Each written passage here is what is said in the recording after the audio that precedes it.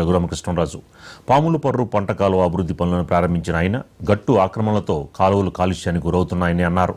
రక్షిత మంచినీరు కొనుక్కొని త్రాగవలసిన పరిస్థితి వచ్చిందని, స్వచ్ఛమైన మంచినీరు అందించే పంట కాలువలుగా మార్పు చేసి చూపిస్తామని రఘురామ హామీ ఇచ్చారు.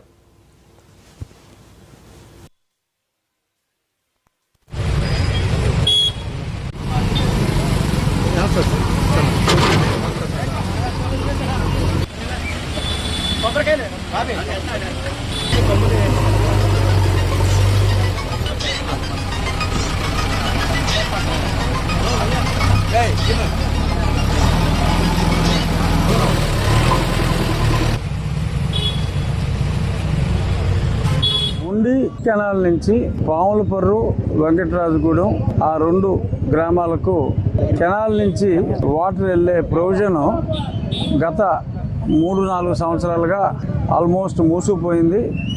ఆ కాలువ పక్కన ఆక్రమణల వలన ఇక్కడ అందరూ కూడా కొంచెం చెత్త అంతా తీసుకొచ్చి ఈ పంట కాలువలో వేసినందువల్ల వాళ్ళకి మంచినీరు కొనుక్కోవలసిన దుస్థితిలో ఉన్నారు. వాటర్ ట్రీట్మెంట్ ప్లాంట్ ఉన్న సోర్స్ చాలా బ్యాడ్ అయిపోయింది.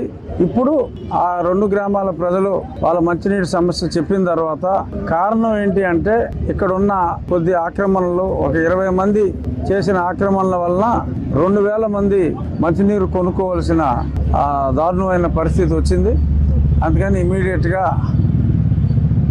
వాళ్ళందరితో మాట్లాడి, ఆక్రమించుకున్న వాళ్ళందరినీ కూడా మాట్లాడి 2000 మందికి వచ్చిన కష్టాన్ని వాళ్ళకి వివరించి వాళ్ళందరినీ కూడా ఖాళీ చేయించడం జరిగింది.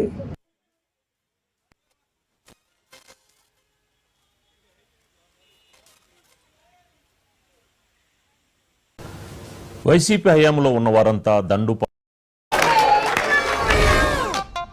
ஆமா, இவ்வளவு பெரிய பார்ட்டி வச்சுட்டு சமோசா பப்ஸ் இல்லைன்னா